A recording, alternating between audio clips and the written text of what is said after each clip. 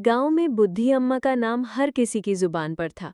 वो अकेली थीं, लेकिन उनकी समझदारी और मदद करने का स्वभाव सबको उनका अपना सा बना देता था। उनकी बेटी कमला शहर में नौकरी करती थी और अब कई सालों से घर नहीं आई थी। अम्मा पेड़ के नीचे बैठी हैं। रामू काका पास आते हैं। अम्मा, सुना आपकी कमला बेटी बड़ी अफसर बन गई है। हाँ बेटा, अफसर तो बन गई, मगर माँ को भूल गई। अब क्या करे अम्मा, शहर के लोग बदल जाते हैं।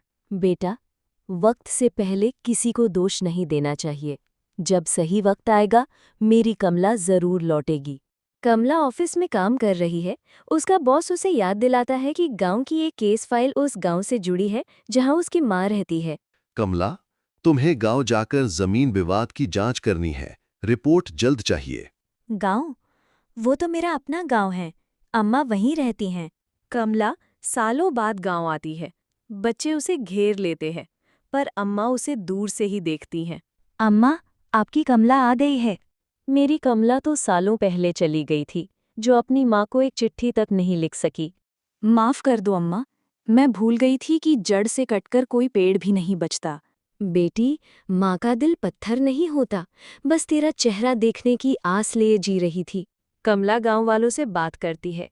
जमीन विवाद की जांच में उसे पता चलता है कि कुछ अधिकारी गांव वालों की जमीन हड़पना चाहते हैं।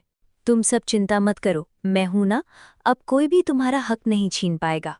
कमला बिटिया, अब तू ही हमारी उम्मीद है।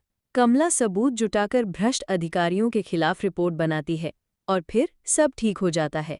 कमला माँ के साथ बैठी हैं, दोनों बातें कर रही हैं। अब तुझे देखकर लगता है कि मेरा विश्वास सही था। तू मेरी बेटी ही नहीं, मेरी गुरूर है। और मुझे भी समझ में आ गया कि सफलता वहीं पूरी होती है जहाँ जड़ों से जुड़ाव बना रहे। माँ बेटी का रिश्ता वक्त और दूरी से टूटता नहीं, बस कभी कभी झुककर माफी मांगनी और बाहें फैलाकर अपनाना पड़ता है।